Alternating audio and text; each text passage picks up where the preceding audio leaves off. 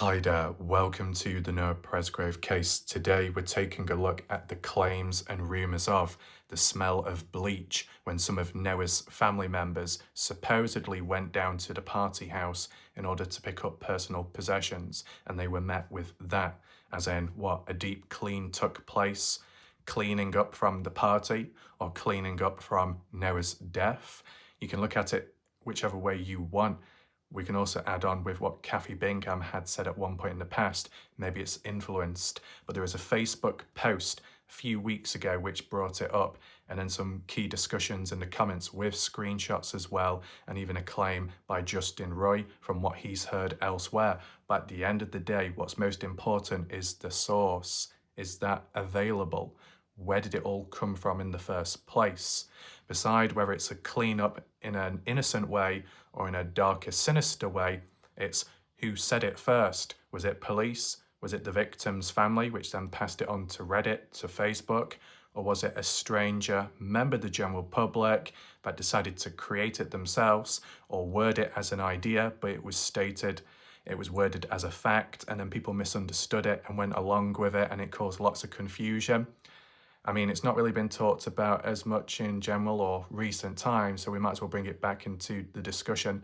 I'm going to treat it as a theory that it could have happened, and I'm going to compare it to some extent with the Dylan Rounds case of, if you want to call it crime scene or evidence scene photos with Dylan's trailer, the surrounding area, the vehicle, what was manipulated, was anything changed, what was the claims in the past, and what did it yield at the end of the day. Welcome if you are currently here during the live premiere. You can share your thoughts, opinions, reactions in the live chat box on the right hand side of the screen. You let me know what you think.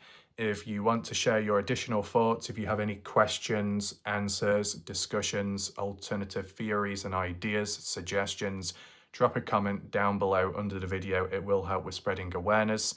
And if you've missed out on any important videos in recent time and before that, you'll be able to catch up all of them with the full playlist on the case, top right corner where the eye symbol is. If you do want to support this channel, below in the comments is a pinned message by me with a PayPal link, direct, and channel membership. The order of how we're going to do things today: I'm going to give a brief little introduction in terms of the concept of a deep clean. Then we're going to transition on to the Facebook post with the important comments, and then the slideshow of photos with some references of the party house itself to understand, did it really need a deep clean or not? And if it did take place, for what exact reason? And here we are with the introduction aspect. Depending on what happens at a place, if you're having a party, then likely there will be a cleanup job afterwards. Whether that's a deep clean or just simply tidying up some beer cans, some rubbish, litter, if you want to call it that, wrappers, papers, cans, and any other discarded waste on the ground. There's always that chance there could be spillages, if anyone vomited, stains on the floor from alcohol, drinks, juices, maybe even food, depending.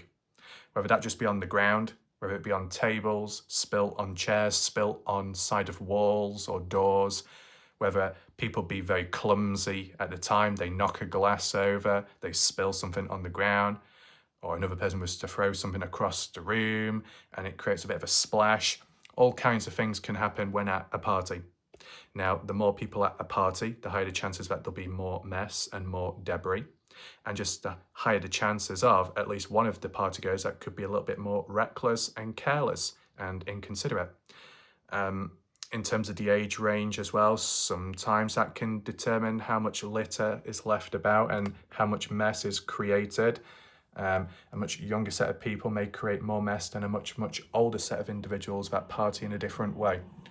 The theme of alcohol, once again, does play a role, as in mess and needing of cleanups, as in any alcohol stains, or drinking too much alcohol leads to reckless behaviour about inside of the house or outside of the house, causing any damage to anything, causing any stains, discoloration of clothing, to carpets, to the ground, to the surface, to cupboards, door handles, whatever the situation, it all depends. How much of that links to the party that Noah Presgrove attended at that house? Was it really a messy party? Because in terms of the alcohol factor, from the footage what we've seen, they don't appear that drunk. Even if they were, they just don't look it. But visually speaking, the house itself, did it look like a mess? Well, we've only seen some of the rooms from some of the angles, and most of it has been Saturday or more so Sunday night. When it comes to Monday morning, there's like 2 pieces from Monday morning which has come out public. If we're talking about before Noah Presgrove walking away, if you was to include after Noah walking away, it would be the 2 snaps of Logan and Carter, and then Jasmine, Logan, and Mikey in bed. But from those points of views and photos, they don't really show anything in the background where you can see whether it's a mess or not at the party. So at the latest, you got Sunday night, Caden Pressey panning around in the house, in the lounge area, pointing towards the kitchen, zooming on in. That's all what we have to really go off from. So if Monday got any more reckless, got any more messy before or after Noah walking away, we wouldn't know because we've not publicly seen the footage of that. Okay, 1:50 in the morning, Noah Jack in the bathroom supposedly. It doesn't give much away. I mean, the bathroom area doesn't look messy, it looks somewhat tidy. But what about after 1:50 in the morning? I mean, you got 2:32, but that's of Pepe Guam and supposedly Mikey Lair outside of the party house. So we don't know what it looks like inside of the house on the Monday. Hopefully you understand where I'm coming from. So that, yes, Saturday and maybe Sunday, it may have looked a certain way, maybe not that messy, maybe not in need of a deep clean. But then transition on to Monday, could things have got a bit more reckless and out of hand? Any more drunkenness? Any more mess? I mean, when it comes to Caden Pressey, because that's got to be acknowledged, there was an attempt of a clean-up, but not, I guess, a deep clean, not in terms of chemical products used, bleach and so on. When Caden Pressey mentioned about 6:30 in the morning onwards from his timeline, and when Renee Millan had arrived, Caden Pressey claimed he came up with the idea of tidying up, getting all the beer cans, the trash, the discarded items, debris, and then bagging it, binning it, doing whatever. And Caden said, well, Renee herself said that there was no point in doing that type of stuff, regardless of who was to do it, because the police would know a party had taken place, so it's pointless. But Caden Pressey said he was doing it at the time because he wanted to protect other people so they wouldn't get in trouble. Kind of implies that Caden Pressey may have knew that social hosting laws were broken, but he didn't feel that anyone needed to be punished for that, despite knowing post-death of Noah Presgrove. Interesting. Very interesting. Because whilst Caden Pressey may want justice for Noah Presgrove, and whilst Caden may be willing to wire himself up at some point previous to get others to talk and confess, reveal the truth, even if it meant going against the backs of former friends and best friend and so on, that at the time and onwards into 2024, Parts in True Crime interview, I think it might have been, Caden Pressey had mentioned in his words publicly that he did what he did to protect other people from getting in trouble. And when you think of alcohol and you think of social hosting, it's as if Caden Pressey was trying to cover that up in order to protect the people that he cared about, which is a selfless act. It's a positive thing. But it's just an interesting outlook, considering Caden was willing at a later point to go behind his friends to try and get them to confess, even if it put him in danger. So Caden at some point felt that partygoers are responsible for Noah's death, but also felt that partygoers shouldn't be blamed or get in trouble for the alcohol. And Caden was willing to clear that up at the time of the party. Very interesting. But beside clearing up, picking up items, what about actual stains and marks left behind from food to liquid to bodily fluids to vomit and possibly blood, which you would think sounds a bit dodgy.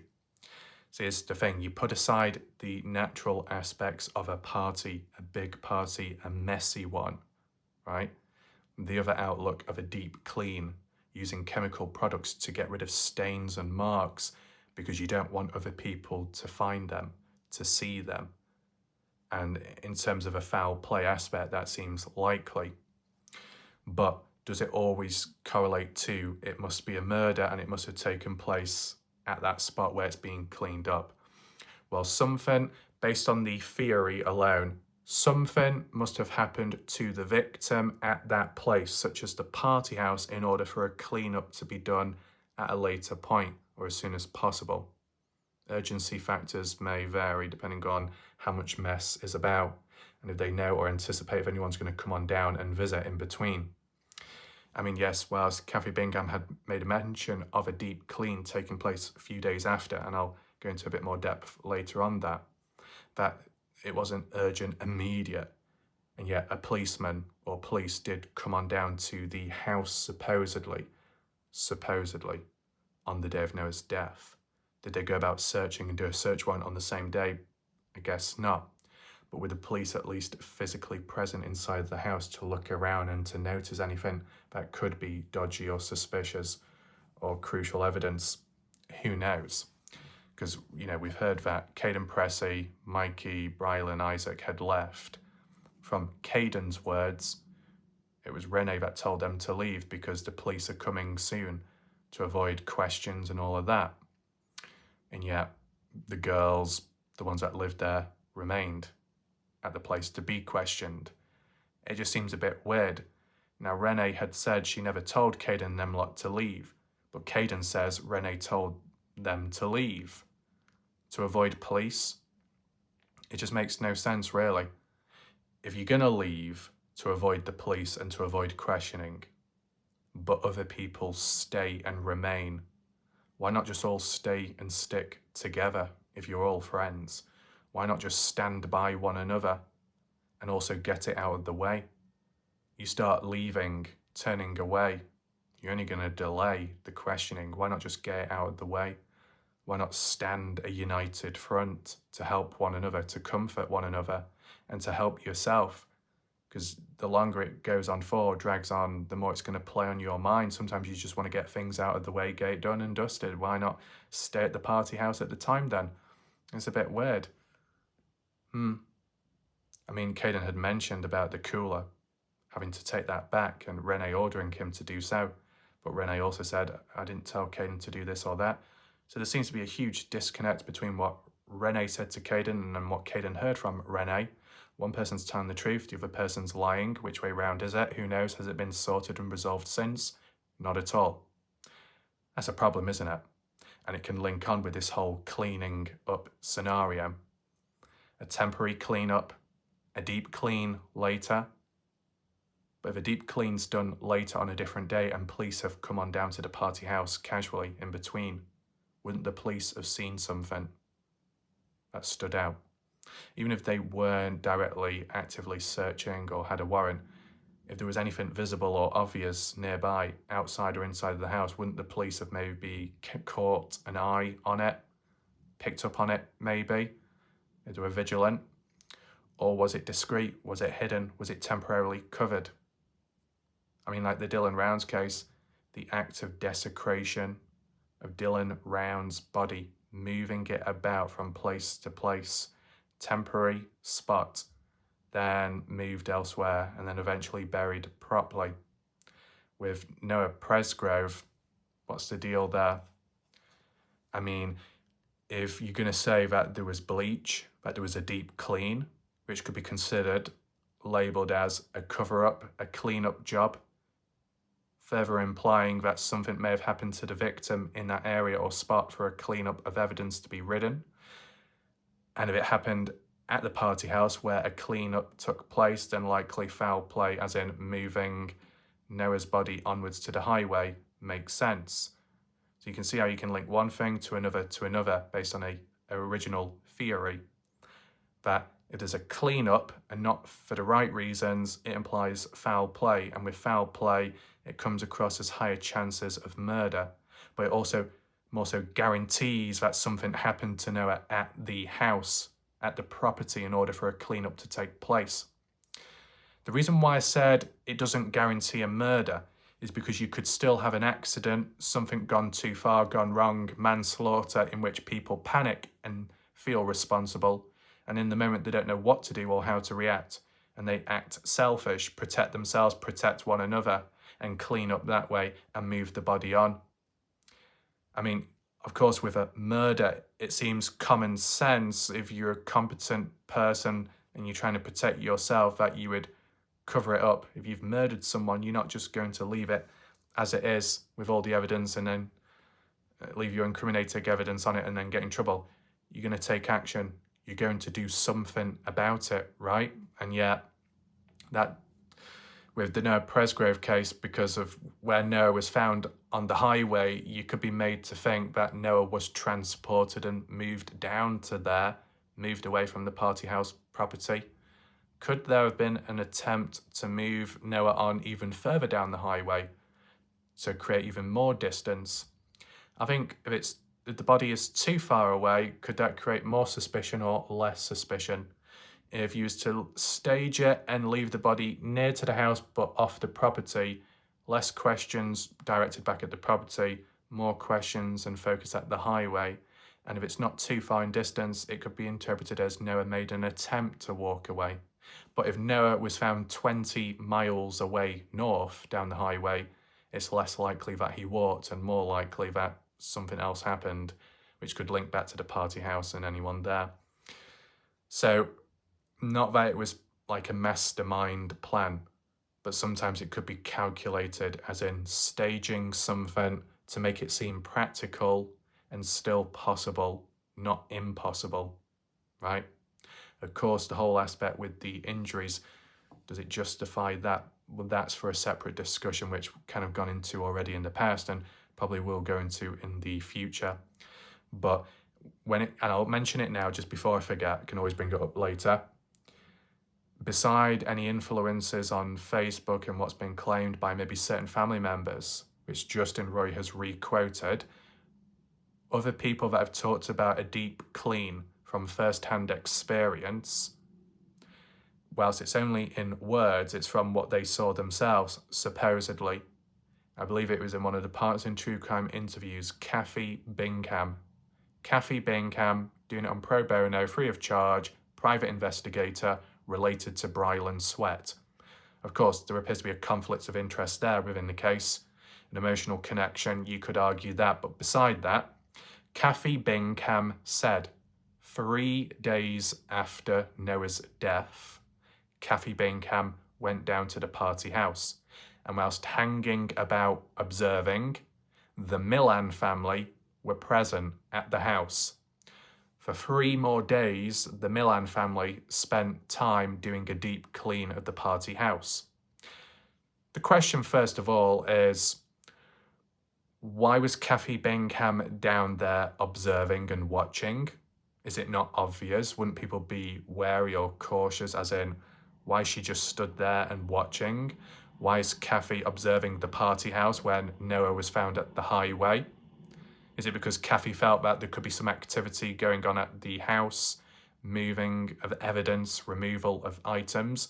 You never know, it could be like the Dylan Rounds situation that on the 2nd of June 2022, police present LE on site, Box Elder County Sheriff's Office, family nearby or so, and the murderer, but unknown at the time, James Brennett, literally goes to the crime scene, goes into the shed to bag items up and to take them away. Possible key evidence within the case. In front of the police, in front of the family, and got away with it. No questions, not much follow-up. And was able to dispose of it as well. So when people want to talk about the Noah Presgrove case for incompetence or lack of proactivity with police, whether you think it's corruption or not, you need to take a look at the Dylan Rounds case. Truly. The Dylan Rounds case. Police present, allowing the murderer to step on site of the crime scene, to bag items up in front of police, to take it away and dispose of and bury. Do you honestly think that's normal? Do you think that's worse or what? I think it sounds pretty bad. You think that in the Noah Presgrove case there are missed opportunities, as in a search warrant on the house and beyond, maybe. Well, the Dylan Rounds case, there wasn't enough done on site at the property. There wasn't enough done in the grain shed. There wasn't enough done with the ground of the grain shed where there was either biological matter found or blood. No follow-up on it.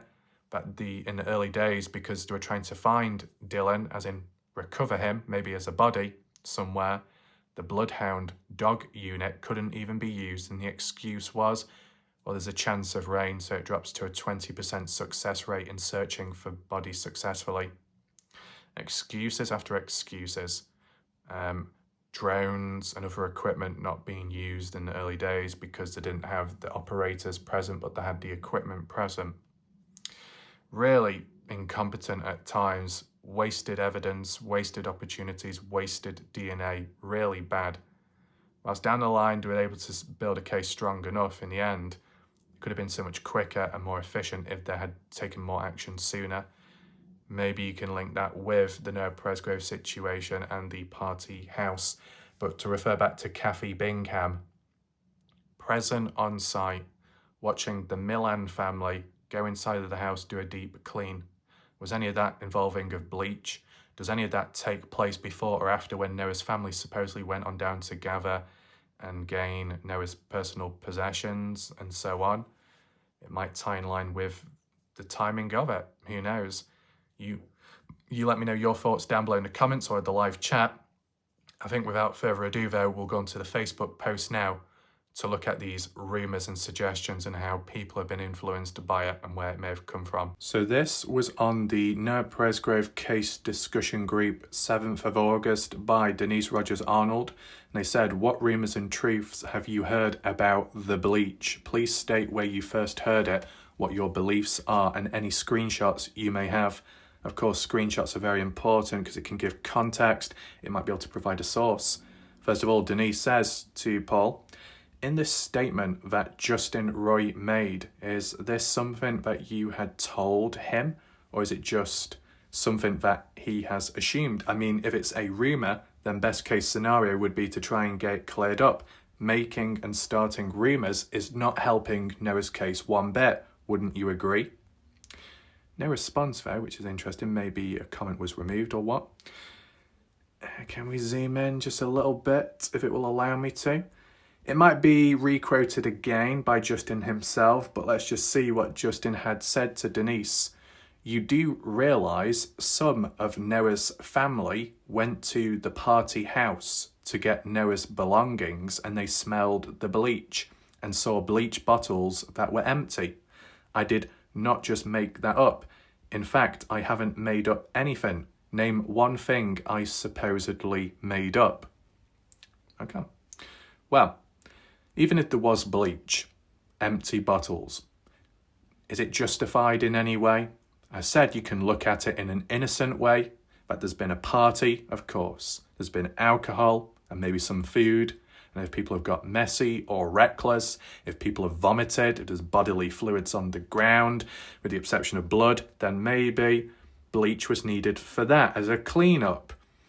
But if there is foul play, if there is some kind of murder, then for it to take place and a clean-up needed, if it's within the house, then did something happen to Noah inside of the house? Which sounds risky if there are other people present as witnesses who have not mentioned anything about seeing things such as that. That's what makes you think. If there is a clean-up inside of the house, and if it's deemed as foul play suspicious, are we saying that Noah Presgrove was killed inside of the party house then?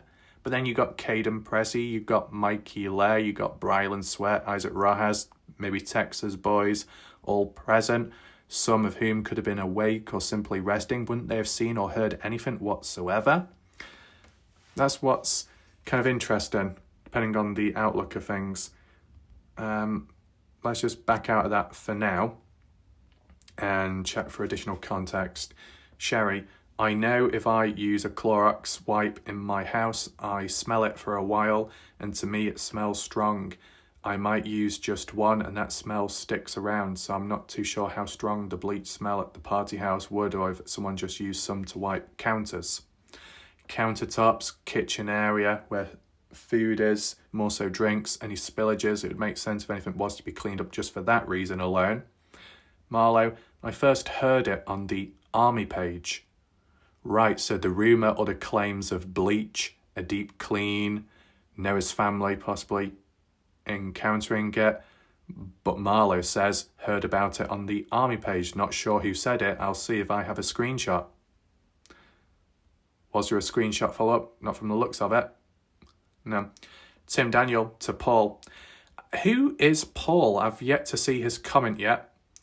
You had said that you saw Noah's belongings. Oh. Well, people seem to be tagging Paul Poucher, and I'm sure I've seen his name before, but I've not yet in the comment section. Tim supposedly says that Paul has claimed to have seen Noah's belongings. Now, which belongings were they? Any mention of the golf clubs?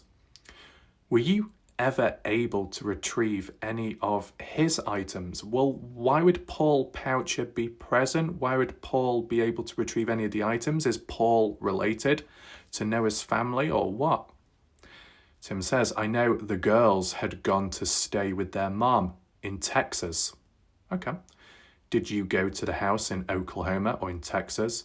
What items of Noah's could you identify? I would imagine if the insinuation is that bleach was used to clean a bloody crime scene, that when the police originally entered the house, they too would surely have smelled the bleach or seen the blood. I can understand what Tim is getting at there, and I think it ties in what I was saying earlier, that it depends when the deep clean took place.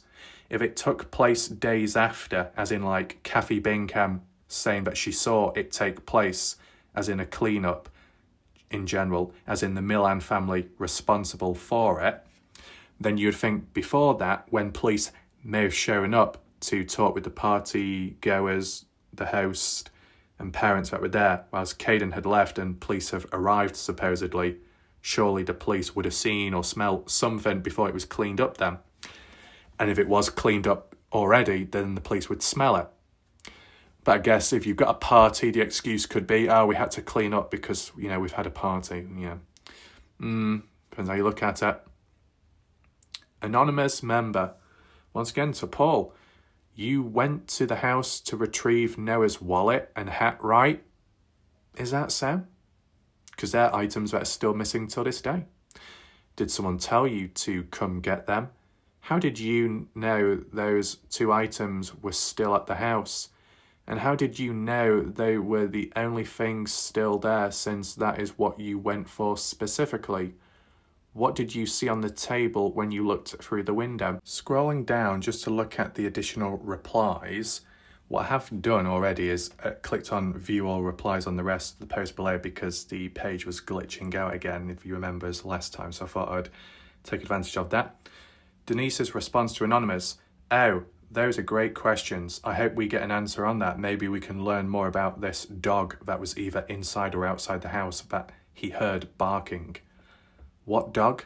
Now, what's interesting is, when it comes to the reference of that, a pet, an animal, whoever it belongs to, in 2024, post-death of Noah, when a stranger was driving down the dirt road up to the party house to record and then turn about, and the footage was posted, and then I analysed it on my channel, if you remember. The first and probably only time a member of the general public actually went down to the party house to record and document post-death of Noah Presgrove.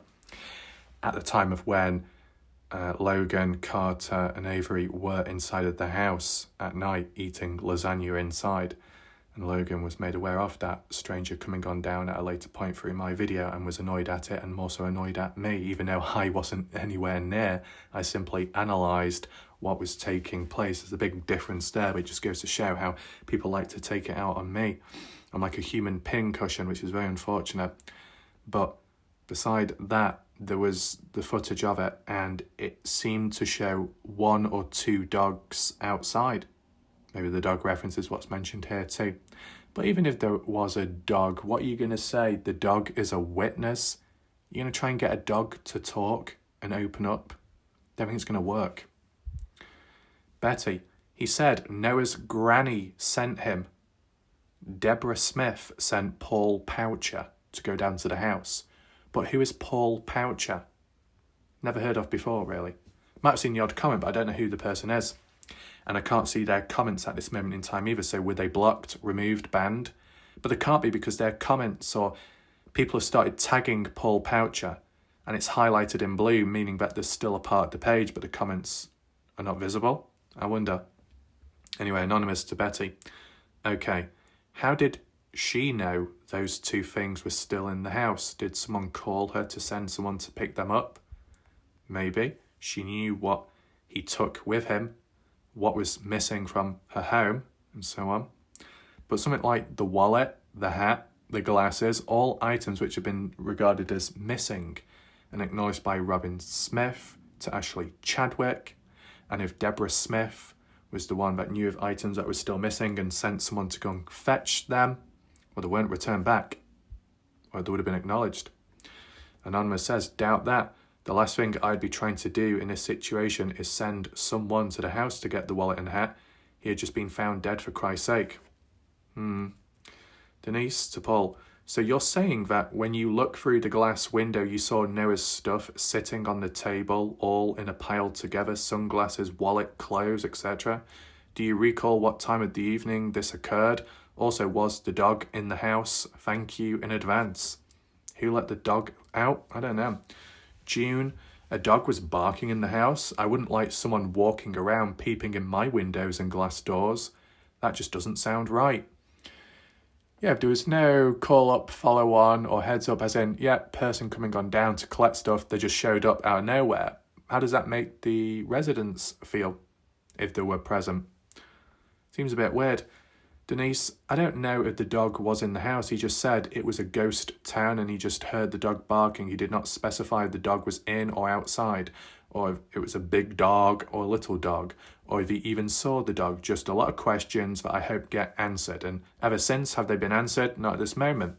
Natasha, are you for real? His family member was found deceased without any of his belongings in unknown circumstances, and you are trying to insinuate that by him attending the last place his family member was seen alive and peeking into windows, your assumption that he is doing something wrong? Unbelievable.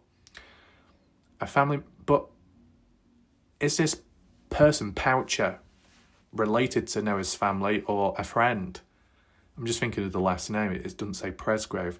Of course, if they've been married and moved on, then names do change or whatever. Interesting. But the mention of Noah found deceased without any of his belongings is a bit of BS, Natasha, because reality is Noah was found with at least one of his shoes on the highway, which is a personal belonging, and his necklace chain, which may have been broken into pieces but was present. So at least two of Noah's personal belongings, possessions, were present with him at his final spot, or the spot on the highway. So let's make that clear. June, he said himself that he was looking through a glass window or door. Why don't you read what he said? I can't personally because I can't see it on screen unless I'm blind. Natasha, going to someone's door and seeing belongings through a glass door is very different to peeking into people's windows, regardless of under the circumstances. Why would that even be unreasonable? I mean, going out of your way to cover quite some distance and mileage, then down the highway, then to turn off down a longer dirt road, which is to a property where a house is, to then go up to it and then to look through a window, there's a bit of direct action there, and it's quite hands-on that some have regarded it as a private property or a private road. But regardless, you go on down, have you been given permission? Have you given a heads up to say, hey, I'm coming on down to collect something? Just out of manners in a way. But who knows? I believe Noah's cousin 100%. What? Who is Noah's cousin? Poucher? Or are you talking about Ashley Chadwick? Seems like there's missing things here. He didn't say whose belongings. I don't understand why you tagged me and no comment. What long is we saw? I saw one statement from him stating that he saw the hat hanging on a door. I was trying to figure out what the other items he saw and where.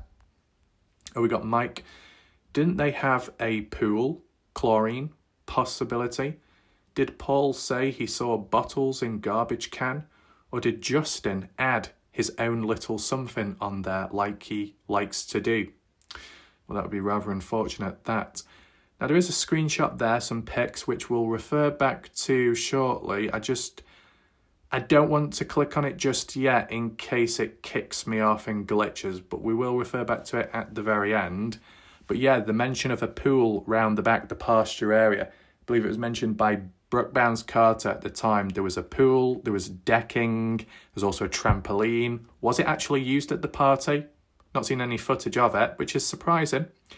It's interesting how partygoers would go out of their way to go down to the Red River to play in the water, but they're not going to play in a pool which is on site of the property, which would seem more practical and maybe more clean. But then again, was it in use? Was it broke? Was it filled with any water? Who knows? Chlorine, you think of the swimming baths, the smell of that can be quite strong.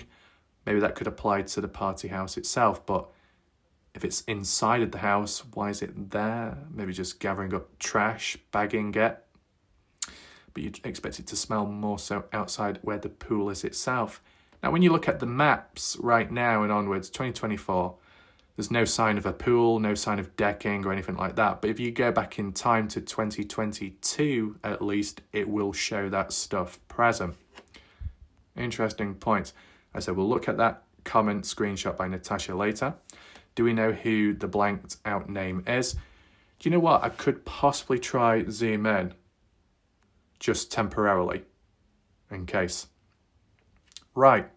Justice for Noah Presgrove. This is very important because this is the official family-run page, Justice. As for when it took place, well, the post was the 10th of May 2024, and Paul Poucher, the one that's been mentioned within these conversations, as in a few weeks ago, had said, damn good points all through this post. Don't forget, grown adults, not young adults, were there as well.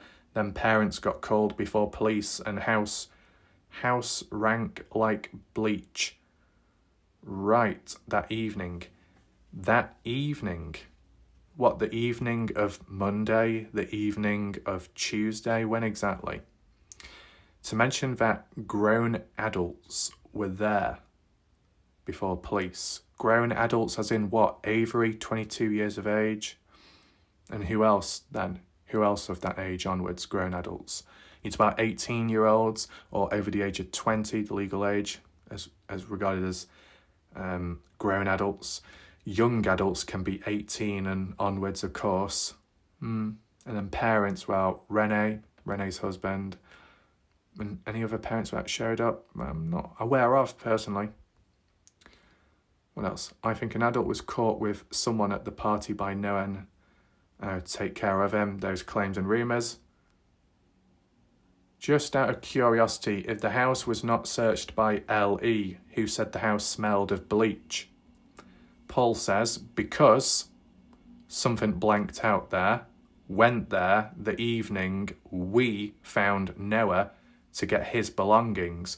Walking up, you could smell it. And that was hours later. All they wanted was his stuff, I guess as in Noah's family. Could see some belongings through the glass door, and it was a ghost town. No one was there, just a dog barking. Right, so Paul Poucher and some of Noah's family members went down to the party house to collect personal possessions. Were they successful or not? You'd think probably not, because if they could see the personal items through the glass door, even though the door which Jasmine Milan was in front of, you couldn't really see through that door, which is interesting because of the glass and the style of it, but who knows. If Paul and these family members were down there and they saw the items, if that includes the hat, if that includes the wallet, things like that, well, Robin Smith, Ashley Chadwick, and other family members had said that those items were never returned back. So if they saw them at the house and they were going to collect them, then why did they also say that they've never been returned and they're missing still? What went down? Were they unable to collect them? Did they see them through the door, the window, but couldn't proceed onwards because no one was home, so they couldn't open the door? They didn't have access, so then they had to turn around and leave. And then later, those items that were once there were removed of. I wonder. It's a very interesting situation, this. I've never seen it before, to be honest with you. Maybe a little screenshot can do, which we could look into at some other point. I'll just zoom out for now. Do we know blanked out name? Natasha, I'm not sure. I only managed to find a few screenshots on my phone. I'll have to look. Probably his wife Jessica is the name that's marked out because I recall him saying him and his wife were there. Gina, Noah's family member commented on a strong scent of bleach that could be smelled from outside the home from later in the evening, that unfortunate day. The unfortunate day being the Monday, the 4th, meaning in the evening onwards. Right. So the evening of Monday, when everybody had left the party house, including those that were living there, they went where temporarily to stay with Stevie Howard to get away from it all would make sense. It would make it a bit of a ghost town or a ghost place, ghost house. No one left present. CCTV cameras not working. So anyone could have gone on down. You could argue and say, though, then at that point, that moment, the house, the area, and beside the highway should have been secured. Maybe. To secure it in case there's any evidence there. To secure it to make sure nobody else comes on down and messes about for the sake of the homeowners that were living there, and so on. Maybe. Denise, I guess that is the part that doesn't make any sense to me. I can't imagine people that just found out that one of your best friends has passed on the highway would be cleaning the house with bleach, knowing that the officers could come to that area at any minute.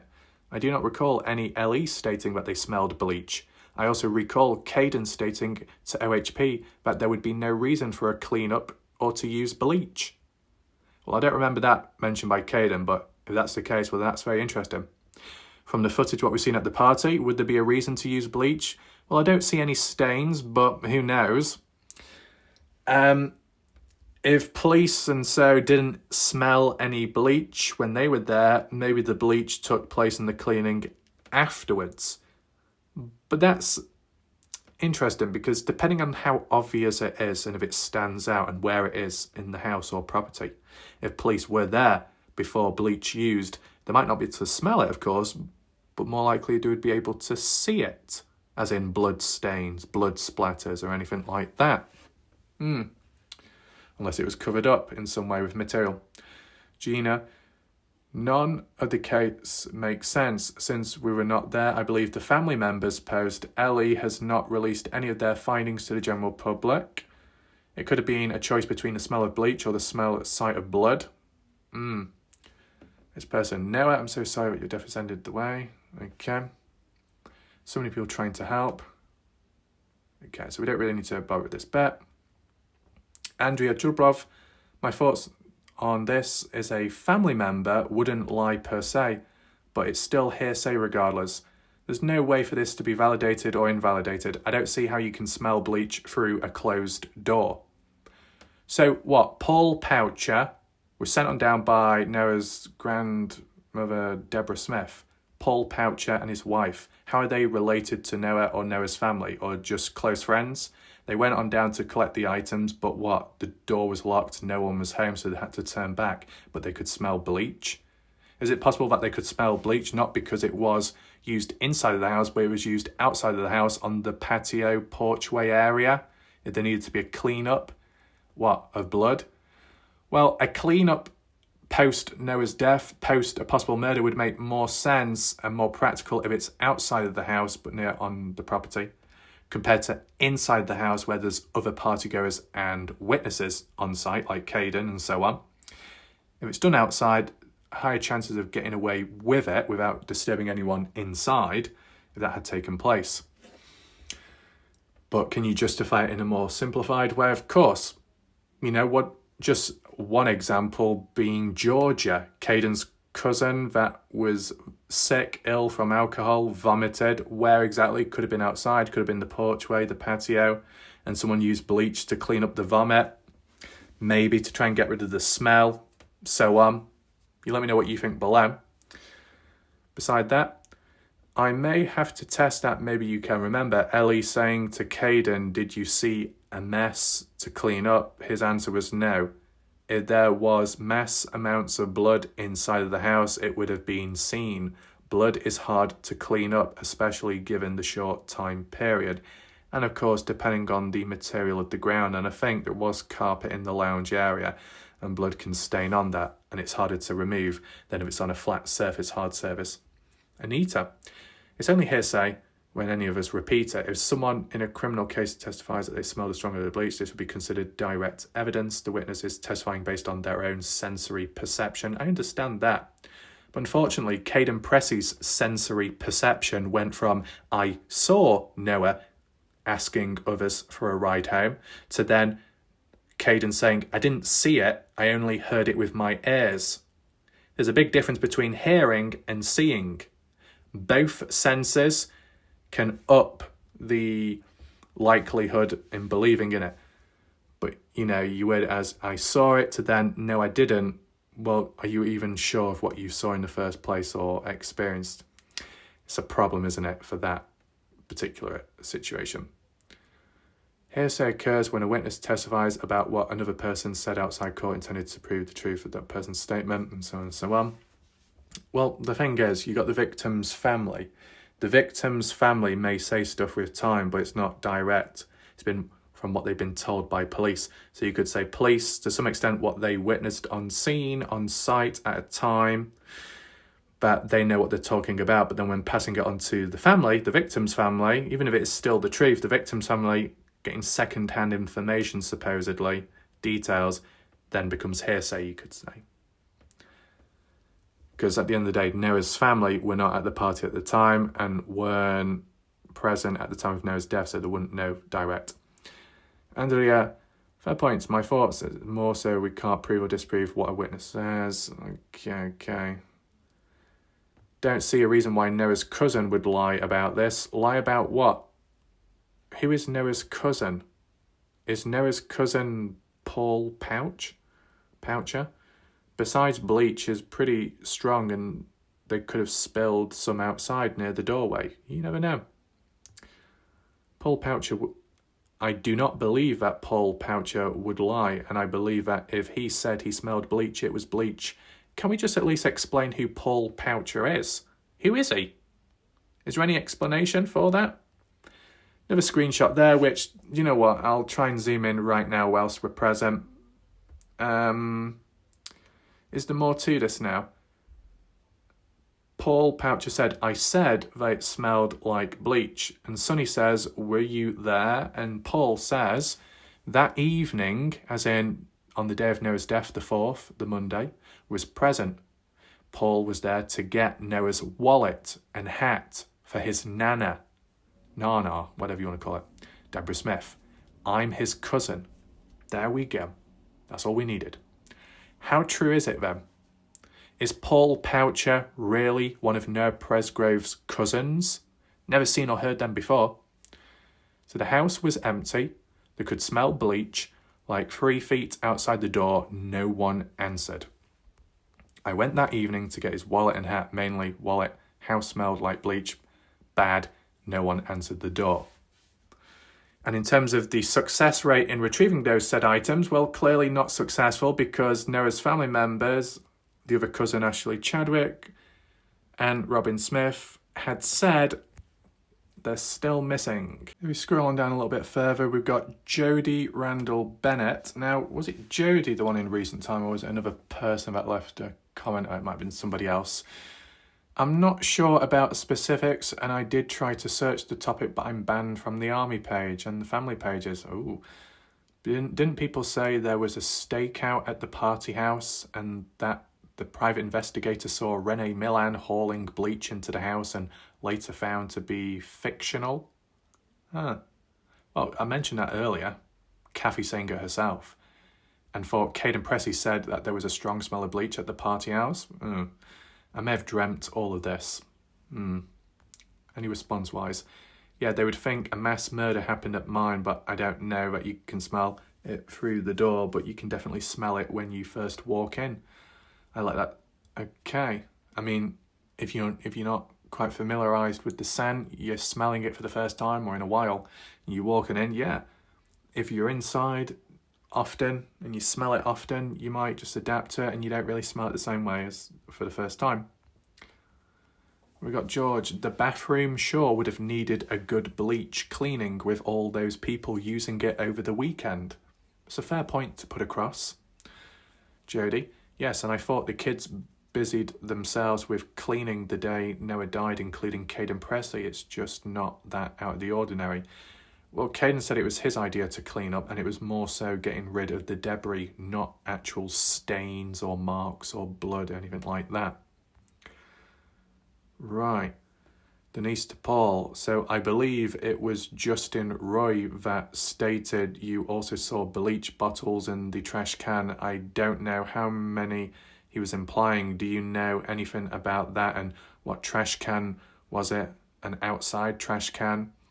Was there a trash can you saw in the house through the windows or glass door? Justin Roy that stated you saw. Okay, we'll go back to Justin's point later. Betty, yes, Caden Pressey said in his interview, but I haven't seen it debunked. Glad you said that because I was wondering about it yesterday. What bet?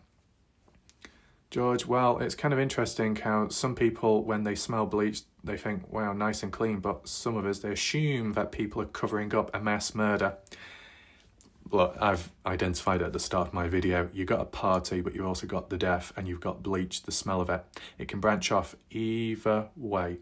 If there was no death, people would think, smell of bleach, out, just clean up after a messy party, that's it. So it branches. Denise, I don't know that we're going to get any other responses from him. There are a lot of questions, and unfortunately, not since. And that appears to be it there. So, is it possible to go back to the top or wherever that first comment was? Was it by Justin Roy? How does it compare to what the other guy said, Paul Poucher? Justin had said, you do realise some of Noah's family went to the party house.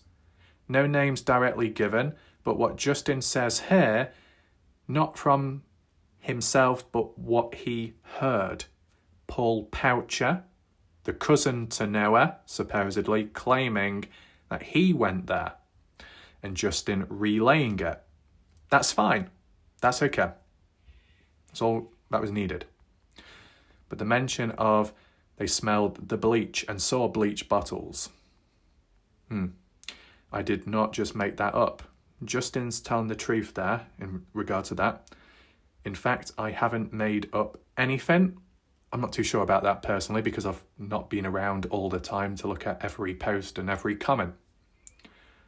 So this Paul Poucher, an interesting individual. Arguably, we are limited to party footage, photos, screenshots from videos within the house itself from the different angles, perspectives. Bathroom area selfie looked pretty clean. The lounge, main dining, kitchen area complex, open, plan. That's the main part where most of the people would be at. The interception would be outside, and outside the patio area, did you have stains where you had liquid, leakages, that was it, wet patches, no big deal. Any stains, probably not. Bits of debris, cardboard, polystyrene and stuff, bits of wood, people breaking through, bit of debris, that's pretty much it. And that was documented Saturday, maybe, Sunday, so it's not really linked to Noah's death there. So really, we're looking at the mess factor Monday onwards. Whilst the party may have started Friday, ended Monday, 4-day party, weekend party, whatever you want to refer to it as, was it temporarily cleaned up over the days? You know, partying Friday, Saturday, and then cleaning up a little bit, then Sunday, Monday? Or was it left as it was till the very end? If it's left till the very end, there's going to be more clutter that builds up. And when looking at this footage at 10:50 p.m. Sunday night, how messy does it really look? If this was to be the Monday, which it isn't, but if it was and it looked the exact same, would you say it justifies Bleach, a deep clean? Whether that be by the Milan family from what Kathy Bingham witnessed, or if it be by Paul Poucher on the day of Monday in the evening when coming on down, not going inside, not seeing any proper cleaning, just smelling it more so, and maybe seeing a bit of bleach, an empty bottle. But beside that, you got a party. Would you be doing a cleanup on the same day? That's the thing. With what Kathy Bingham said about certain people going on down to the party house to do a deep clean 3 days afterwards for 3 days straight, does it really justify that length of a clean-up naturally in a normal way? Maybe not, based on the lack of dirt. It's not that dirty, what you see there. Could it be in a different room? Could it be up close? Could it have been more messy on the Monday despite this being Sunday? Could it have got worse? You never know. There's always that possibility, but we don't have the footage Monday onwards of inside of the party house, which is very, very unfortunate. You do have Logan Carter at 4:30 in the morning, and then 5:27 of Jasmine, Mikey and Logan in the bed, but you don't really see anything about. It's up close at the faces, nothing in the background you could identify or pick up on. So that does need to be acknowledged there. So if it stayed this way till Monday, does it really need a bleach, a deep clean? Probably not. Would it justify it days afterwards? Maybe not, unless people felt it's not been cleaned, the house beside the party itself, it's not been cleaned in a while, so let's get together and do a deep clean of the house. It's days after Noah's death, so it's, the police don't need to check it out, it's all fine. But whether it be mentioned by Stevie Howard, Sarah Long, or another person, they stated that the house was untouched for 2 months or something, just in case police wanted to check it out. If it remained untouched for 2 months, then why 3 days after Noah's death, why did Kathy Bingham mention, if it's true, that the Milan family were cleaning the house, touching the place, which, doesn't that go against the idea of it being left for 2 months, not touched? A little bit weird there. So someone's telling the truth, somebody is lying. Has it been cleared up since? Not clear enough, not loud enough. So hopefully this video does bring about some answers and awareness, hopefully. Apologies if I've not zoomed in already, just make it easier for yourself. Look, you got a table over there, you got some cans, bit of paper, no big deal. You got the kitchen area, you can't really see what's on the countertop over there though. Okay, what about the carpet? Does it look dirty and grubby? Hard to tell, there's shadows of course casted. Any stains or marks? Not from the looks of it. You got someone wearing shoes whilst on a couch. Naughty, naughty, naughty. Should be taking those shoes off, but at the time they're not going to give a damn about it. So were there any dirty footprints, dirty marks, any skid marks besides alcohol, liquid bodily fluids, vomit, blood, anything else? Any grass marks, stains, mud marks, stains from outside when going in the fields, any dirt more so, any dust being trodden in? Hard to tell from the images what we see, and from the footage that I've seen as well when Caden pans around. It just doesn't look that messy or dirty. That might be the exception of, and I don't have it with me right now, but there was that footage of Jack licking cream off Noah's body, and it was in the kitchen area, I think. That might have been Sunday, possibly, with the black shorts, and if not, Saturday. However, I swear I saw a tent in the background inside of the house.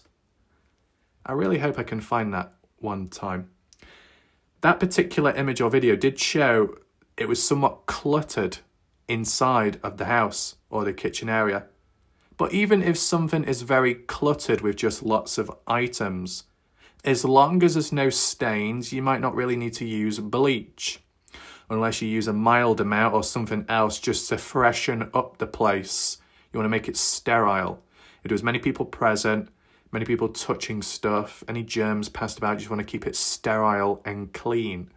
But would you be doing any of that on the day of Noah's death? Well, you'd think you'd leave everything as it is because you wouldn't want to disrupt anything in case police wanted to investigate. And secondly, or similar importance, you probably wouldn't be doing any cleaning, because how can you be in the right frame of mind with knowing that your best friend or someone that you know somewhat dearly is dead? Would you be cleaning up at that moment, that time? Some could say maybe as a distraction.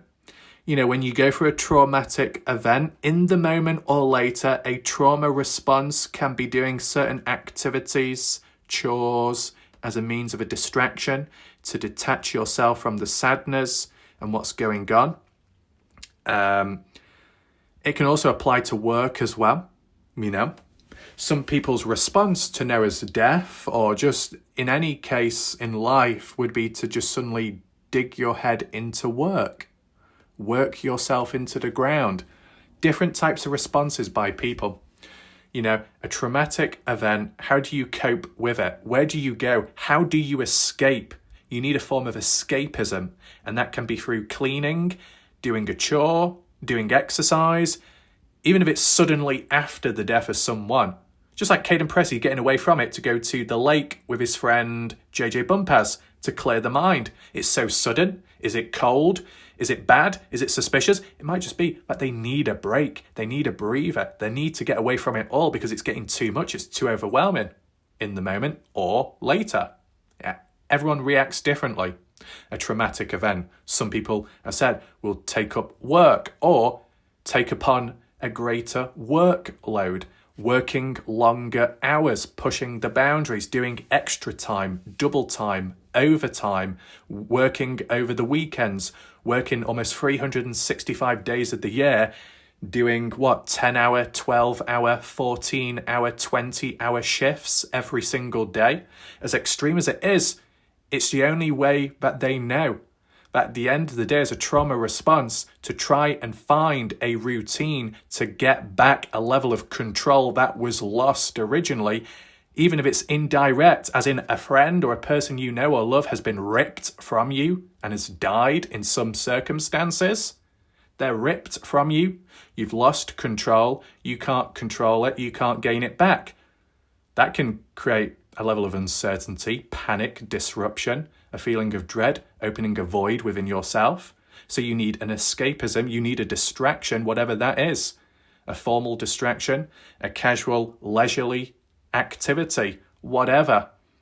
You dig your head into it, you plow into it and go on and on and on. And it varies length of time for everyone. If it's really traumatic, really long term, then they might use it as a distraction long term. But if you're overworking yourself into the ground every single day for weeks upon months upon years, long term, that will be detrimental to the health of that individual.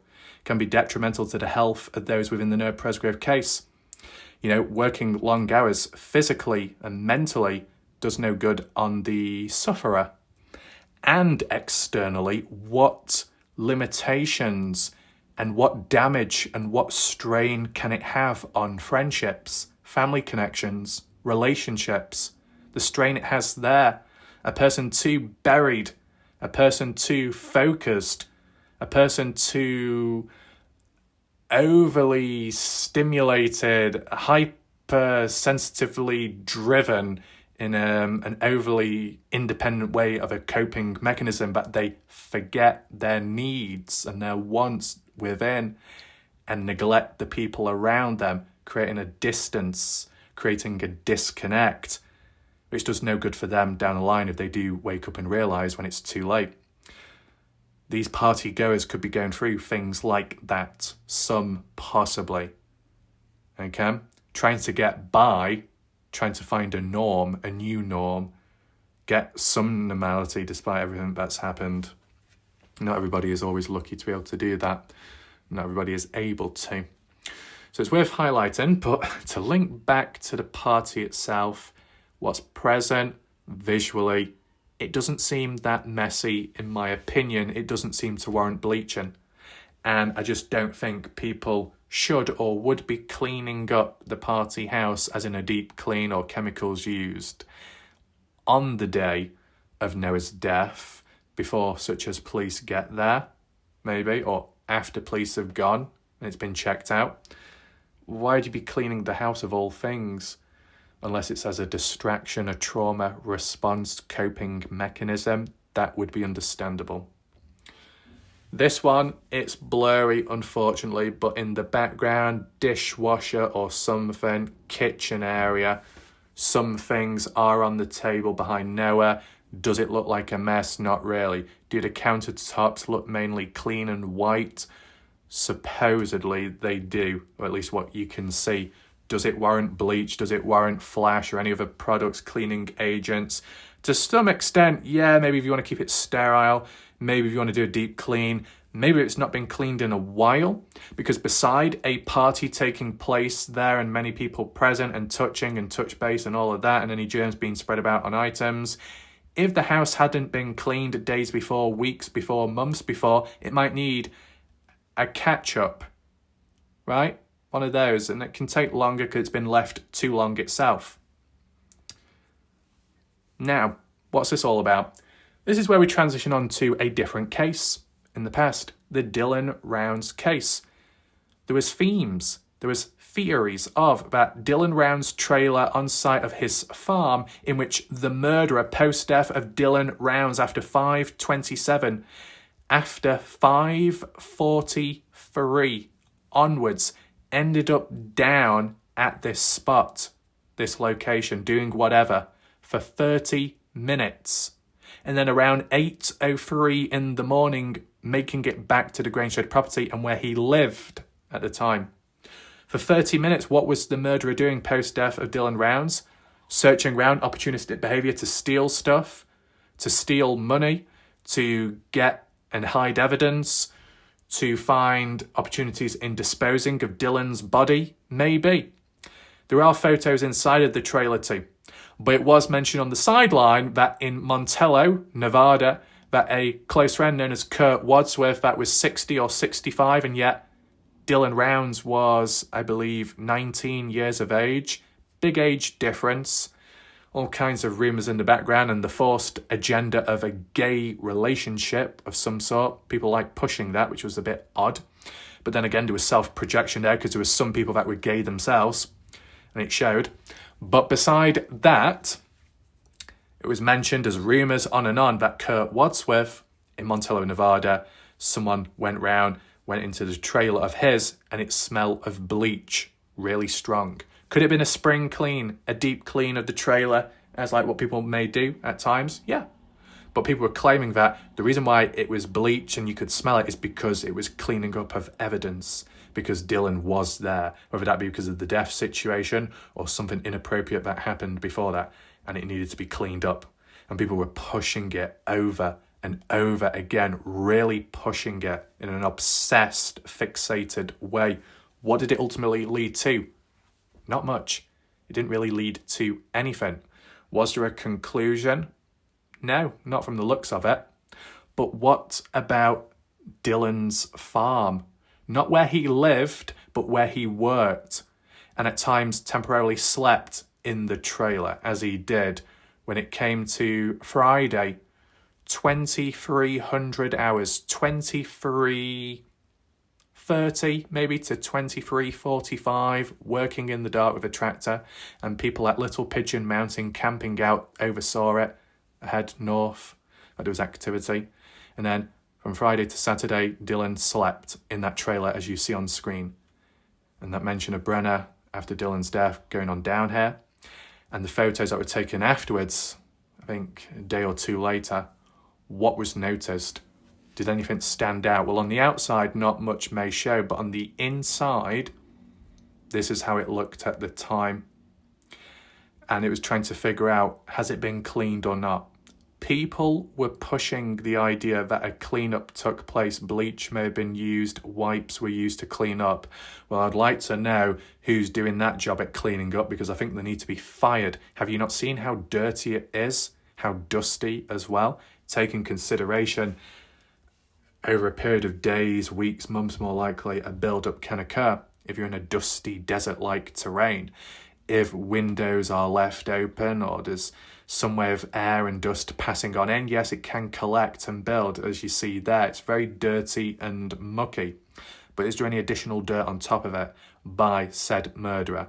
Was there a clean-up done by the said murderer after searching about? Is that possible? I mean, we can only just base it off what we see on here, right? Spot the difference. I mean, you got a little cardboard box there. You got a bag, things put inside.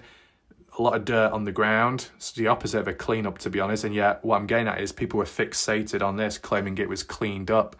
I mean, you got bloody, cupboard doors open, Was anyone searching inside?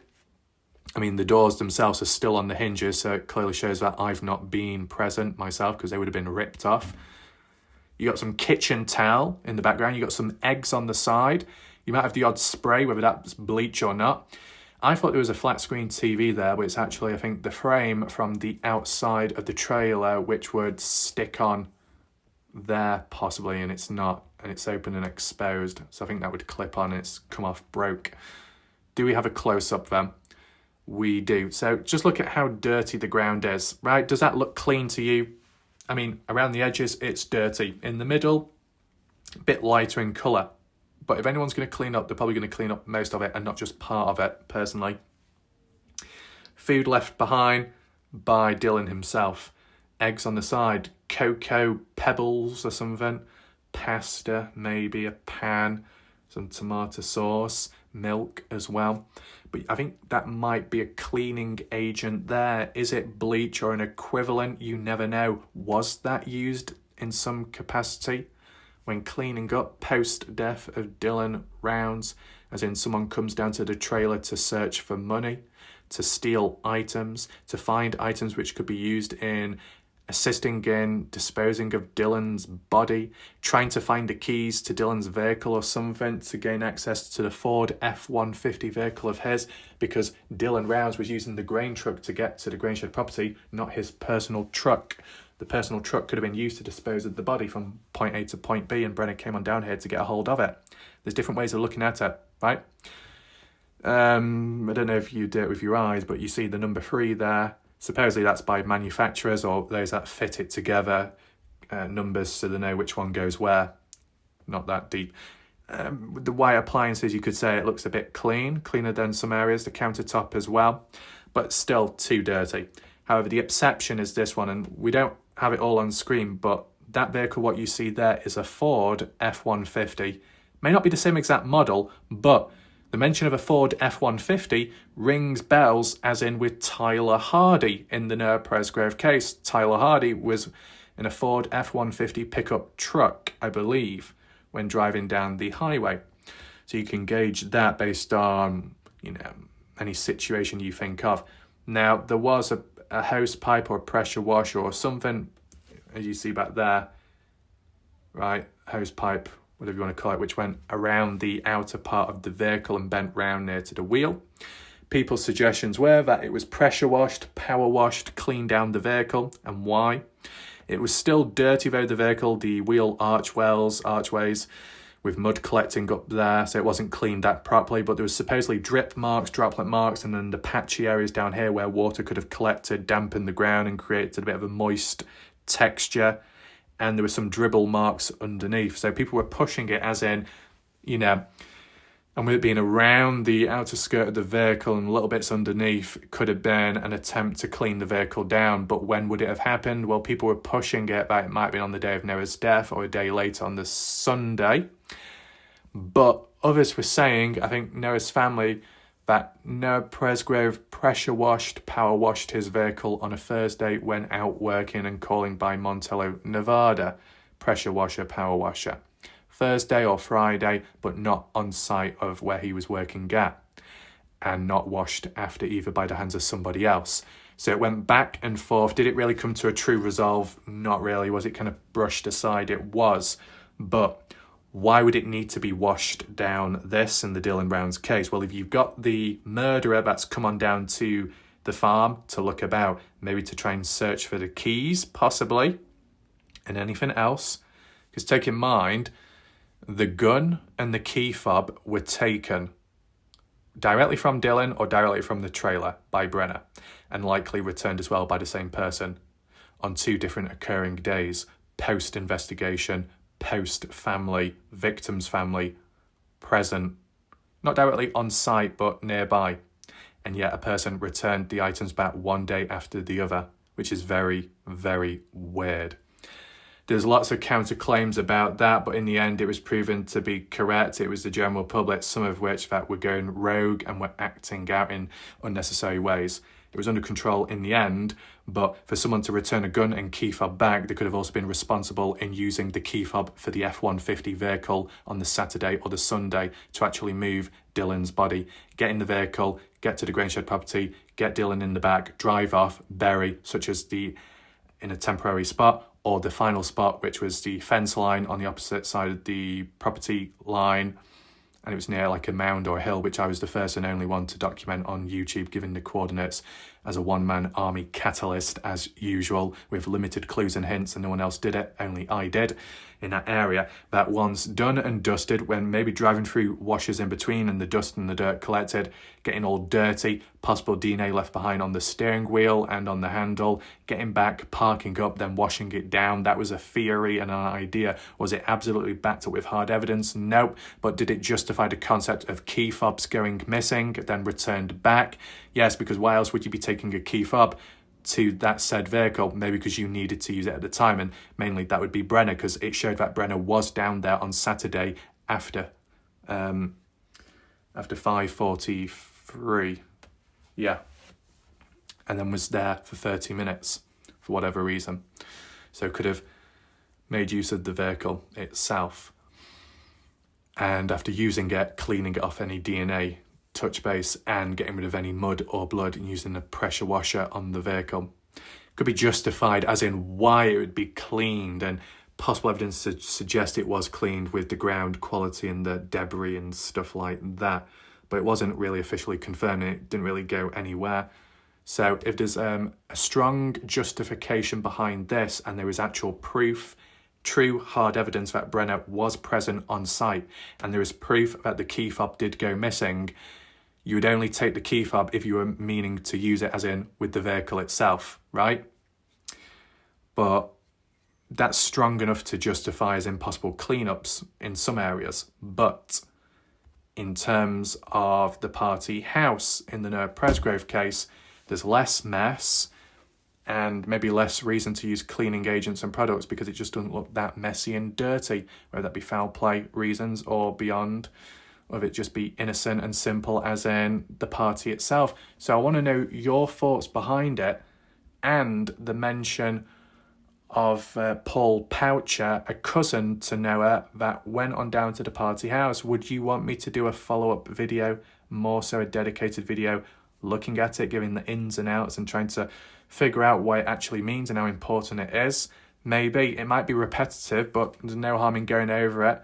Maybe do it for a separate video, depending on how I title this video, just to spread that awareness and see if we get any more answers on. What I want to do very briefly is bring to your attention what Justin Roy has had to say about myself, Warlight Raph, in recent time. If you followed what was mentioned last night in Justin Roy calling me and my supporters as vile pieces of shit, even though Justin is a supporter on my channel for simply watching and commenting on my videos, which means engagement on my channel and supporting it, meaning Justin is calling himself that as well. Well, Taco did make a comment, which I documented last night, about, well, Warlight Ref and, you know, where he's at within the case and how he's covering it. And Justin responded onwards and said, I just wished he. That means me. So let's just reword it. Justin says, I just wished that Warlight Raf would stop covering Noah's case. He has literally made a mockery of his death, and it's sad. I think, in my opinion, Warlight Raf is going to look very silly soon. Foul play was definitely involved to one extent or another. There's only two possible scenarios here. Both are very bad. So, everyone who is currently watching, I want you to take it all in with what Justin Roy has just said. Just give it a second whilst I wait to respond, okay?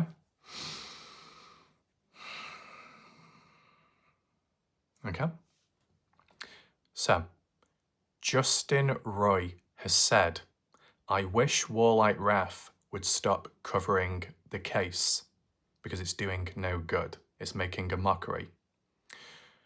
So what does that mean for all the other Facebook drama attacks and posts and photos of kids being brought in without any consent or reason to and beyond, and in real life threats and possible doxing and threats of lawsuits and suing and sexual deviant activity and deepfake AI technology imagery and all that. Oh, none of that exists. It's just Warlight Wrath problem, Warlight Wrath, the only issue, and so on. I think Justin Roy is having one of those moments again in that because he doesn't see eye to eye with me anymore and doesn't quite like me anymore, just because there's differing opinions and pushes in the case, as in a different outlook. He doesn't want to associate with me anymore and disassociates with any positives in the past, despite what I did for Justin, despite the guidance, despite everything that I provided, and so on. Well, we'll get to that very shortly, and I will talk in general because there's a lot to unpack right this minute.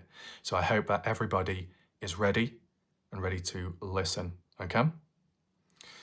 If I was a bigger YouTube channel and I had a big audience and I continuously covered the case and brought attention and kept it alive even better than current, would Justin Roy say the same thing to my face? Depends the comfort levels of one. Justin Roy has been known to cower a little and become a teacher's pet when trying to be on the correct side of someone. If before that things went wrong, went south, if Justin had misunderstood something from a key person or made a mistake, then apologising and grovelling like a good little boy, trying to get back on side with that said individual or group, as in key people in the case. You know, that type of teacher's pet behaviour. You mess up, you make a mistake, you make a prat of yourself, you're responsible. And besides taking accountability, you try and wiggle your way back into their good books so you're on the right side. Desperate behaviour in that sense. If there was a bigger YouTube channel and they covered it in whatever capacity, would Justin Roy say to them, you need to back off from this case? I think in general, it's absolutely crazy how Justin could encourage the act of not covering the case as much. It's like telling news media, it's like telling people that are trying to keep something alive, tell them to not do it anymore so then the case dies, so then it's not heard of as much anymore. Now, the reasoning behind Justin not wanting it covered anymore is because of what's associated with it in his mind, which isn't backed up with actual hard facts, as in a mockery on the case is not doing much good. So why keep doing it? Why keep covering it? Well, if you look at the videos, there's a lot to it. There's a lot to unpack, and there's a lot of different themes, documentation, archiving, reposting, individual original videos, and beyond. And a range of people can see that individually beside Justin Roy's vision. But I do think it's crazy how it's got to the point where Justin is basically calling for a YouTube channel which has single-handedly kept the case alive, on YouTube specifically, to step down. Asking a creator that's put in many hours of covering the case and trying to learn and help others to step down and never cover the case again. That sounds really detrimental to the case, and it sounds really detrimental in the name of Noah, as in keeping his name alive. Being told to stop. Take in mind, it's kind of happened in the Dylan Rounds case, right, where people say, you need to stop. You need to walk away. But that's just true members of the general public, random people. In the Noah Presgrove case, Justin Roy is more known and more hands-on with the case. So for a person to be hands-on with the case that understands the importance of the case, it understands the importance of justice, understands the importance of coverage and keeping it alive, even in the past when Justin had said, well, Warlight Wrath, the way he's going the direction, it's not great, but if it still at least brings in viewers and brings in the eyes on the case and keeps it alive, then it is what it is. Changing the tune with time, that's unfortunate with Justin and maybe some of the people along the way. But in my reality, none of this surprises me, and I'll explain why very shortly. In the Dylan Rounds case, It happened where general public said you need to stop, you need to take a step back for whatever reasons. Did the victim's family tell me to stop? No, never.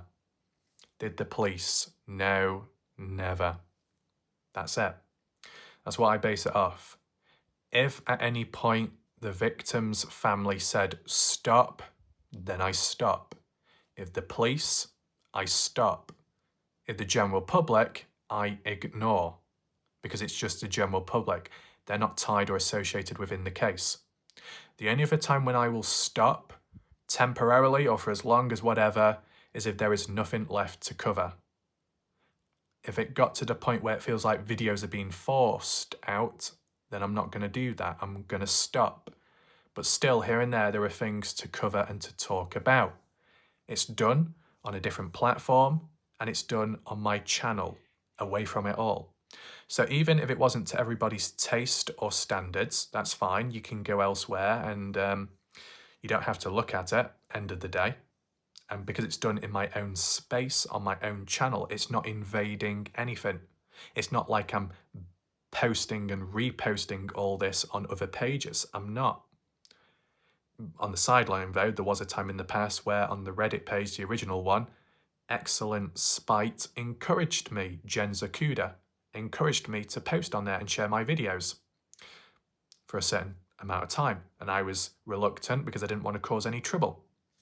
The problem is, in life, the problem is, humans will encourage me, humans will welcome me, humans will suggest things, and as soon as I step foot and step forwards and take action or do something which they welcome, approve of, or suggest, all of a sudden, it's not welcome. All of a sudden, I'm told off.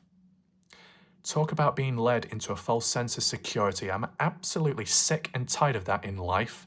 I have no clue why humans do that, but they seem to do it towards me exclusively.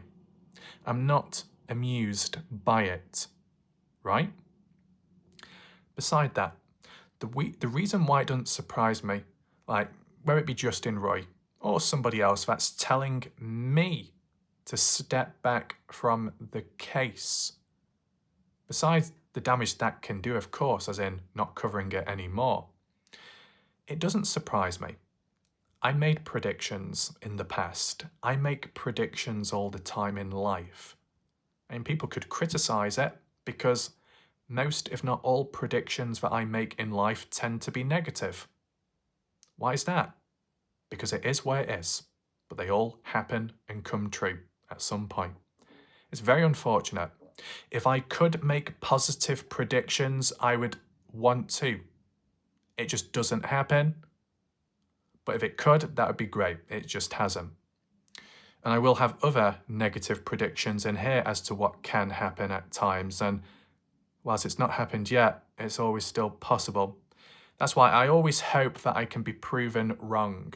No matter the case, no matter the situation in life, I want to be proven wrong. It creates a good level of relief. It creates positive feelings. Being proven wrong is a nice change, especially if you've always been right beforehand. Change it up.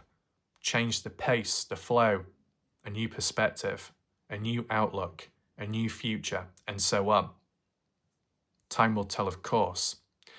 But I did make a prediction, and I've said it over and over again in general in life. That sometimes when you're that damn fucking good at something, people will do the opposite and tell you to stop. And I'll give you some examples. If you're really good at video games, you're going to receive negatives, as in you'll be called out as a cheater. People will label you as that because you're supposedly too good at what you do. People can't comprehend it, so they make claims. And if false reports are made, you could be banned, your account could be terminated, and then you can't play that game anymore. You can't have fun anymore because you were just too good at it and people thought you were cheating. Though, if you're too bad at something, you could be criticised, abused and insulted, like with games, and told you suck, you're bad, and worse insults used, and then you're pushed away or you don't want to play the game anymore. So there's two extremes, different case scenarios.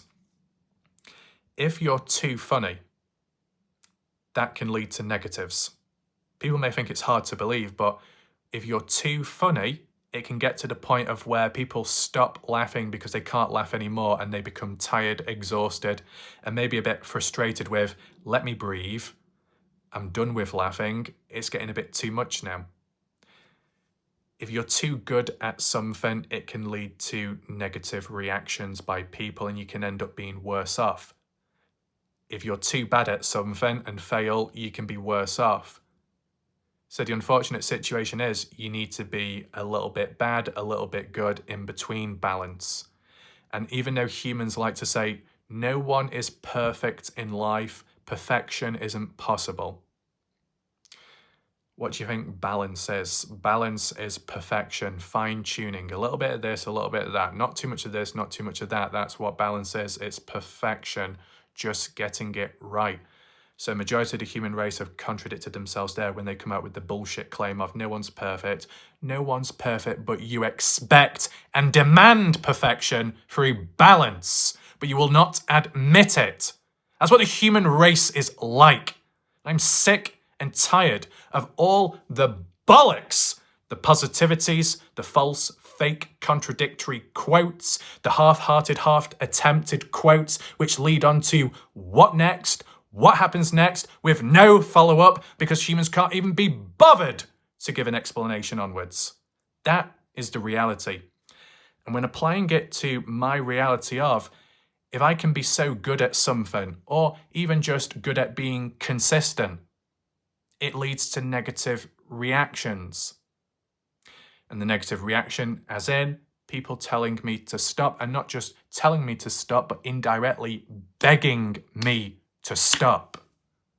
I'll tell you the reality is, I can, I will, and I am the darkest individual in the room with one of the most negative mindsets out there for good fucking reason. And yet the reality is, when shit goes down and everybody else is trying to be positive, I end up doing the job for everybody else, and somehow I become the most positive person about, and other people whose their role and job to be that can't get it done.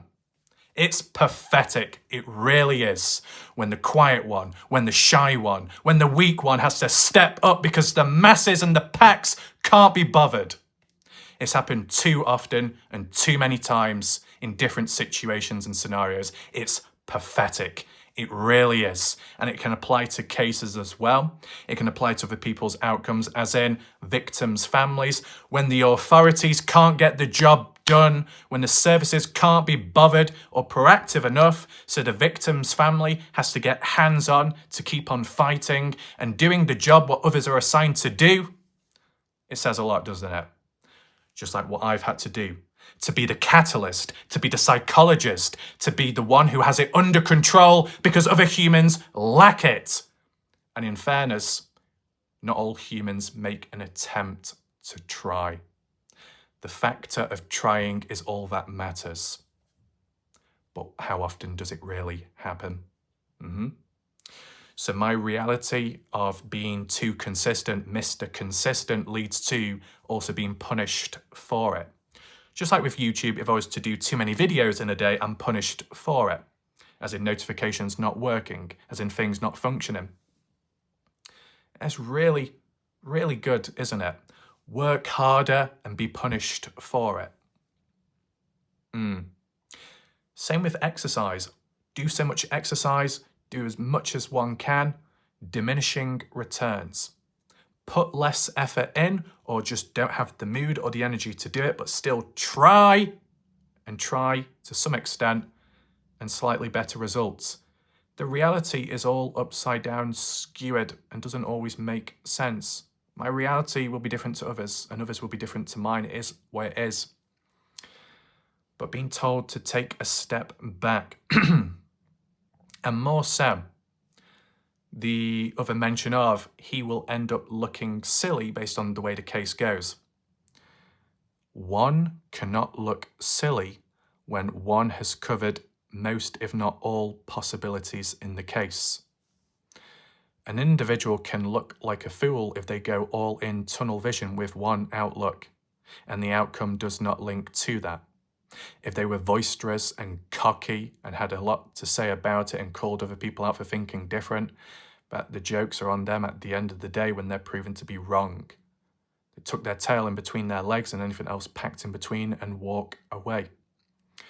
But if one covers all angles and perspectives, then one will be right in one way or another. Right? Perspectives, multiple. Acknowledge as many as possible for that full learning. You might not go all in on any particular one. You could be accused of sitting on the fence, but you have a level of control. See, physically speaking, an individual that has nothing to lose and not much to gain, but is constantly reminded of what they don't have and will never have in the environment, in the world, in their life, they're one of the most dangerous individuals out there.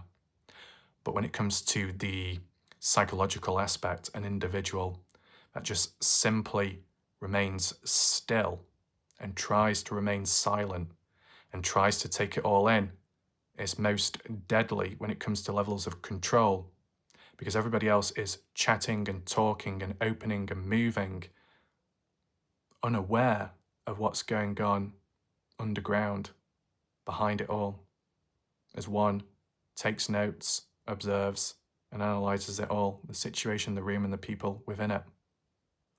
There's a lot untouched. There's a lot of underestimating, for sure. Besides all that, on another note, I think another important discussion to bring up, like with a true crime-related case in what one is capable of, is when it comes to the experience. Like with most cases, I am always the youngest one to the case and the youngest creator. Whilst I am 25, when covering the Dylan Rounds case, I was 22. When covering the Kenny Veach case at the start, I was 20 years of age. You can see the pattern. And onwards, I tend to be the youngest person about. Naturally, meaning I've got the least life experience, I have the least experience in general, and the least experience in true crime and cases as a whole. I'm always aware of that. I am lower down on that area. And yet, time after time, it proves and shows that I seem to control it better and behave better than fully grown, fully functional, and fully experienced individuals are in general. That really says a lot. And it's been shown with time and witnessed as well by other people. But, and this can apply really any place, any time, anywhere. When people question one for not experiencing something which they may have done, or they know of someone that has, and when a person or group then add on by saying, you don't know what it's like, how dare humans even think or consider that? The reality is, in general, you don't have to experience something to know what it's like, because at the end of the day, if it's something that you value or look up to or think about, you're going to understand what it takes. You're going to understand what it's like. You're going to know what it feels like if you have or if you haven't, if you've obtained or it's been ripped from you. When you're aware of something and you take it serious enough, even if you've not experienced it or gone through it, you will know the importance behind it. You will know what it's like or what it could be. You apply the scenarios, the what-ifs, the outcomes, the possibilities, the positives, and more so, the negatives. You don't have to go through it to know. As long as you take it serious and you gauge and measure and you show that perspective on how it can be, what it can be like, what it takes down the line, the length of time and beyond, whatever it is, that will be enough to gauge and somewhat understand someone that has gone through it. But if they have the cheek to question in the first place, especially if they're somewhat familiar with another or a group, like with a case and with time, very ignorant behavior, right?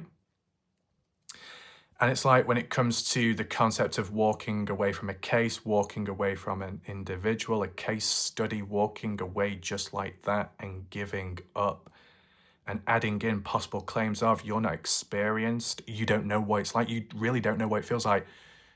Don't you dare, okay? I know exactly what it's like, whether it's experienced or not. Believe that, because I take it extremely seriously. And some people may think, oh, we're playing about, we're joking around. We're not messing about right now.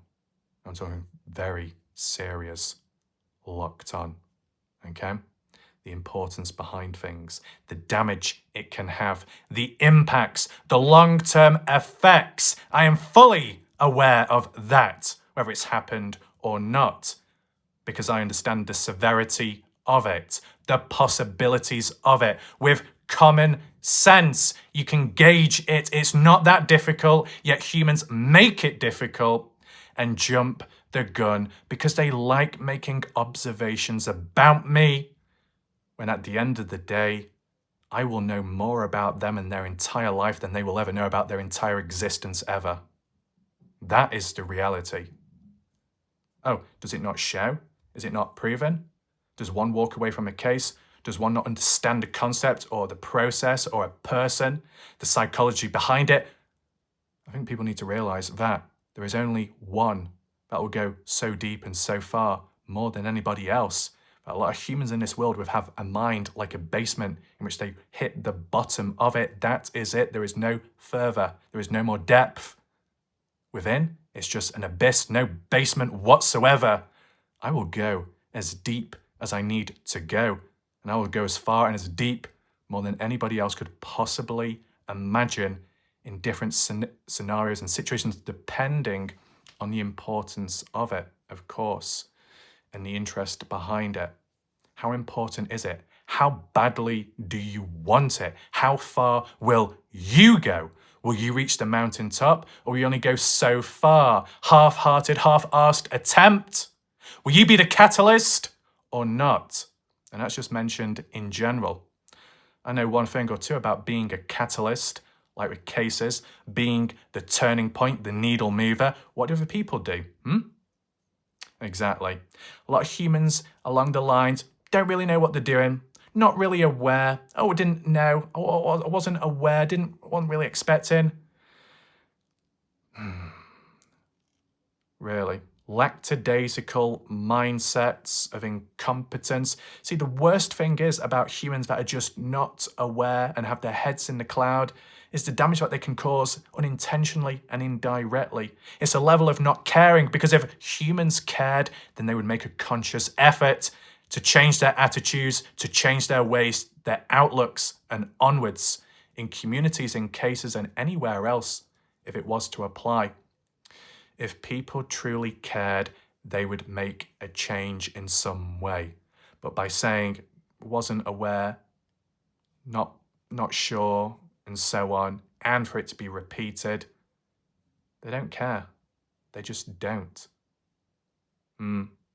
It's really disappointing behavior. And in terms of the depth factor, in terms of the giving up factor, giving up in some ways, as I said, I got to that point, the catalyst, the one that could go as far as possible to the point where positive people are begging me to stop, begging me to take a break in other aspects in the past, 2021, begging me to, you've tried now, maybe it's time to move forwards or do something else, go somewhere else. That's interesting, that, because positive people are all about resilience, all about not giving up. So if positive people get to a point where they're begging someone to give up, you really know how far things have gone and how deep situations are. Because as I said, depending on the scenario, depending on the individual, I can go as far with stamina, even if it's not quite for the practical reasons, but if it's in the moment, it's truly meant and I see it as bloody important, I will try and go as far as I can go, to the point where I will kill my own mind, where there's nothing left everything exhausted. And beyond, it's been demonstrated already in the past. Will it happen again? Technically, hopefully not. Because practically speaking, adaptation is probably needed. But it just serves as a reminder how some people act, what some people say, and their outlooks towards others. Really disappointing to see within some. As we say, true colours are showing over and over again. If people truly cared about the case and Noah, you would think that they would be welcoming and encouraging of as much coverage as possible on the case. Because Justin Roy's outlook on me is somewhat driven by maybe disagreements in the way directions have gone, there is a bit of an emotional connection and an emotional biasness. The way the odd other creator out there, how they've attacked me and how they've made false claims in the case, they don't seem to be dismissed or told to leave us by Justin's command. Oh, because Justin might get on better with that said individual compared to me. So it's a one-sided tunnel vision approach, meaning you can't take it serious enough. If I'm going to be told to leave, then so should others then. But they're not. So it is one-sided, and when it's one-sided, it's not holistic. And when it's not holistic, it's going to be limited. And when it's limited, it's just not good enough. Maybe not believable enough. Maybe the credibility is lost along the way. Okay.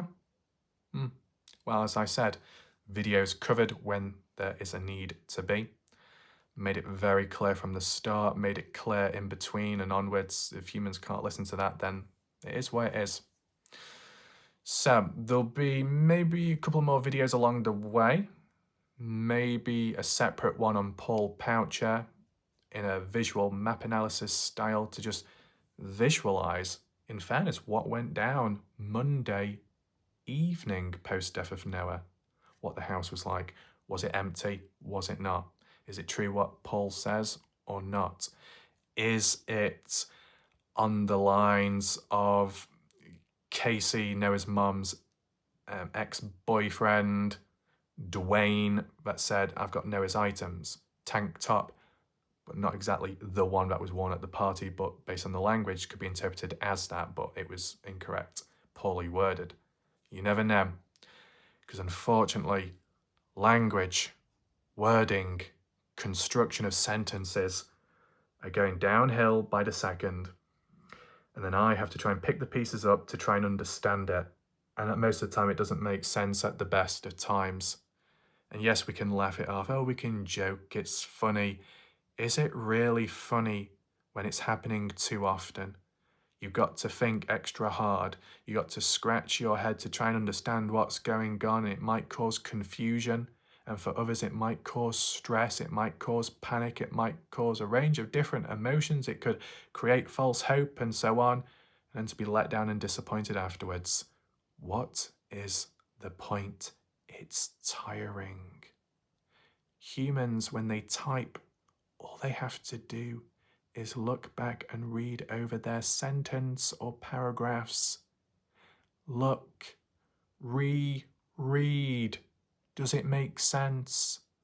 What you were thinking in here, is it printed on paper, on screen, yes or no? It's not that difficult.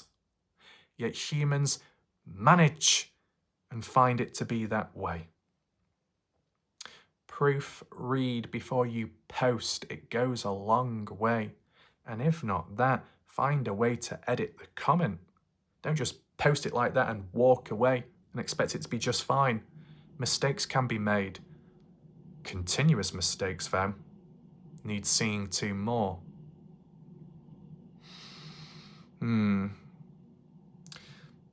Well, I think we'll leave it there for now. Hopefully you enjoyed the video. Be sure to check out the previous ones and anything else in between. There is higher levels of resistance more than ever now. Range of different random people here and there questioning me over and over again, questioning and questioning and questioning.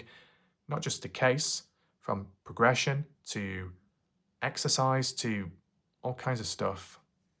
Weird. Very.